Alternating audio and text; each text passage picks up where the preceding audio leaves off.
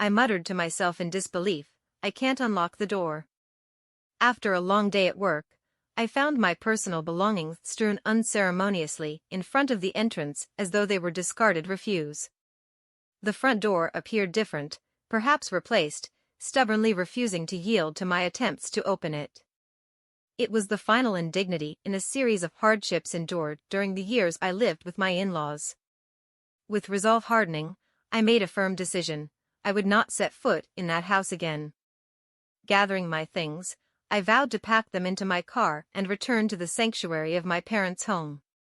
Months passed, and just as suddenly as I had left, a message arrived from my estranged in-laws, rekindling the connection long thought lost. Hello, my name is Hazel. I'm 35 years old, and my husband, Jack, is 5 years my junior. I was completely focused on my career, and he happened to be my subordinate at work. Honestly, marriage wasn't on my radar. I wasn't keen on the idea of settling down, having never really dated before. Yet, I ended up married all thanks to his persistent pursuit. He assured me I could continue working as I pleased post-marriage, handling all household chores himself. His approach intrigued me about the prospect of marriage, and it's not that I opposed having children. Even though I had never been keen on marriage, thoughts of having children occasionally crossed my mind. Approaching 35, I realized time was running out if I wanted to start a family, so I chose to marry my current husband. Initially, it was just the two of us after we married. True to his word, he supported my career and took on most of the household responsibilities. However, our situation took a sharp turn about 6 months into our marriage when my father-in-law unexpectedly passed away.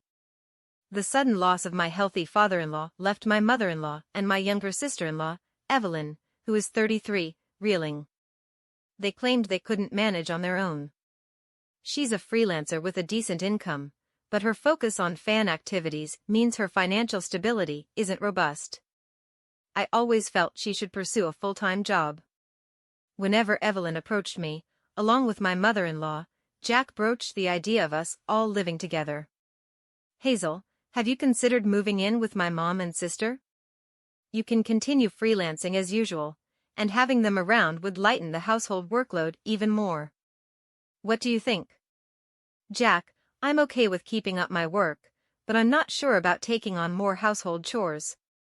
If your mom moves in and we're assisting her, shouldn't she be handling most of the household tasks? Fair point. I'll talk to my mom and sister about it. Please think about living together. I'll wait until I hear a clear response from your mother and Evelyn. I have my own life and financial considerations to take into account. I've made it clear to my husband that I want all aspects carefully considered. It may seem cold, but caregiving involves careful planning. Ultimately, my husband assured me that his family would manage all household chores. I thought about insisting on a written agreement but kept that thought to myself. Well, they're technically family. So, I trusted they would keep their word, and we moved into my husband's family home. On our first day there, I paid a visit to greet my mother-in-law. I'm looking forward to living together. As Jack may have mentioned, I'll continue with my work as usual, so I hope you and Evelyn can manage the household chores. In response, my mother-in-law didn't even glance at me before remarking, "Why did Jack marry someone like her? She works, so all the household chores will fall on me. Is that acceptable for a wife? Normally, a wife would handle both work and household duties, wouldn't she?" Her expectation that she would do it all was simply unbelievable. She made sure I heard her loud and clear before exiting the scene.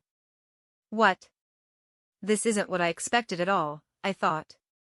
My mother-in-law's words left me feeling uneasy about our future life together. As we quietly sorted through our belongings, Evelyn suddenly appeared at the doorway and remarked, "I ended up with a less than adorable sister-in-law. Poor Jack." With that, she swiftly departed. Not again. First my mother-in-law, now Evelyn. I couldn't understand why they would choose to live with me after speaking about me in such a way. Later, I would discover that it was all about my money.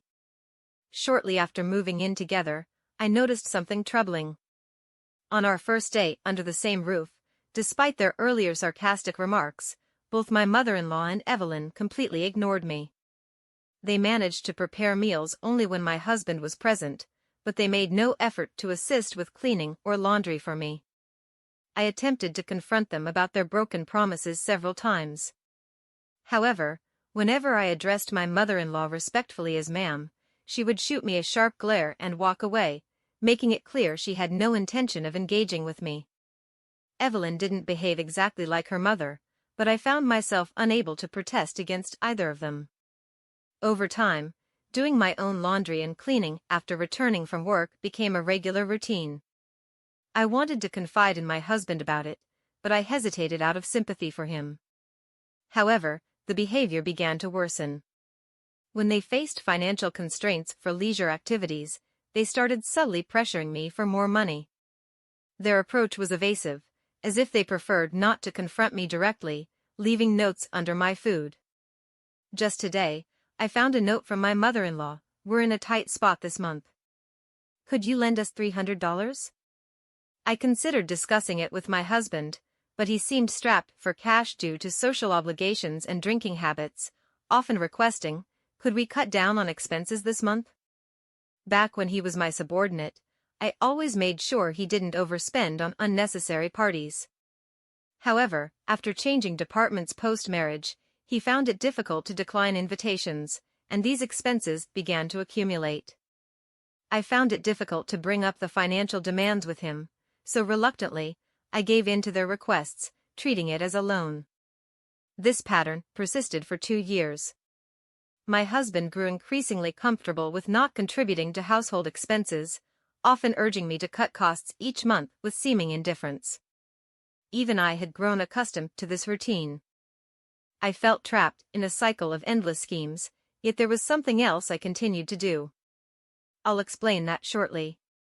One day, upon returning from work, I found numerous items scattered outside the house. Upon closer inspection, I realized they were my belongings. "What is this?" I seethed with anger at the sight of my belongings treated so disrespectfully. Determined to voice my grievances, I attempted to unlock the front door, only to find that my key no longer worked. Damn it. They changed the locks while I was gone. I can't take this anymore.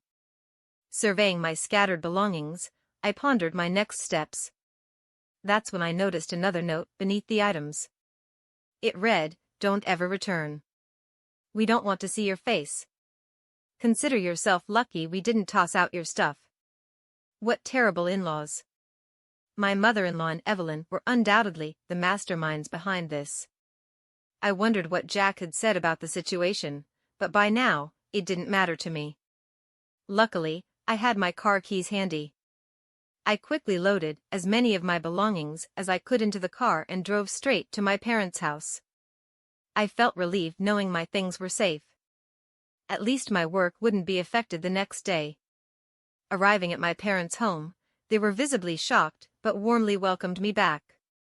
It felt comforting to be in my childhood home again, a place I hadn't visited much in the past 2 busy years.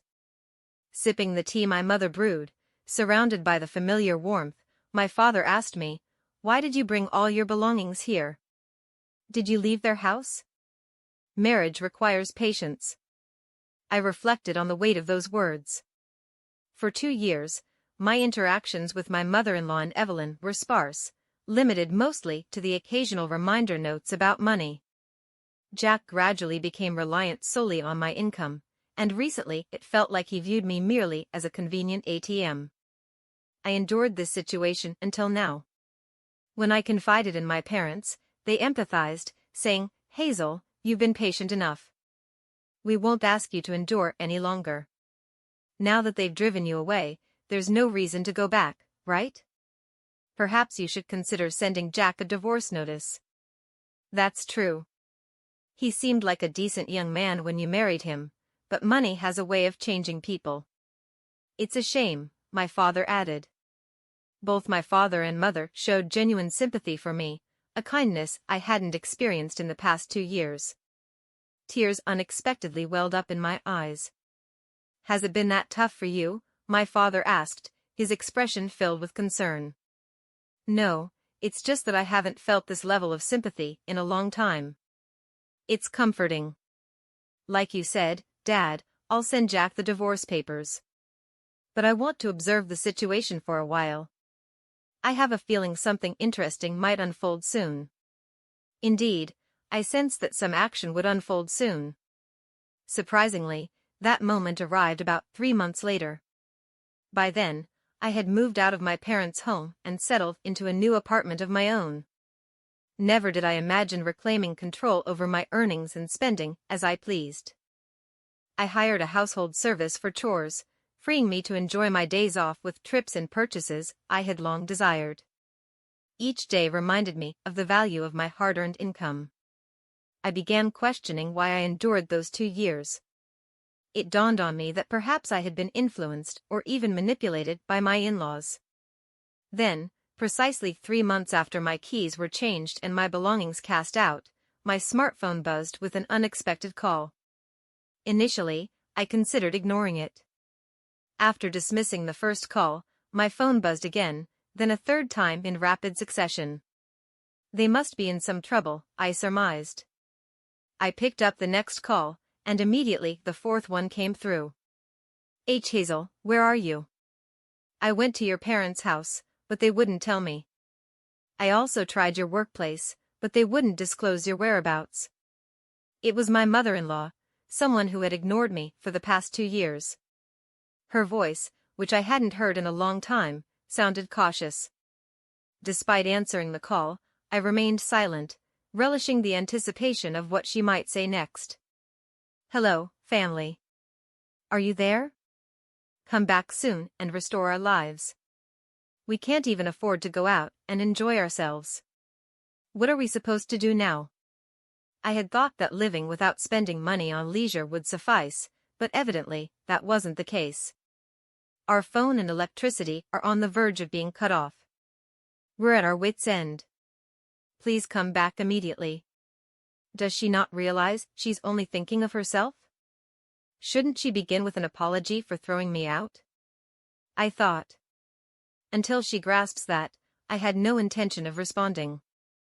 "Hazel, you're not saying anything. Are you listening at all? Doesn't it bother you to hear that we're in such dire straits?" Realizing she wasn't going to offer an apology, I decided to end the call and press the button to hang up. She seemed to have no concept of remorse.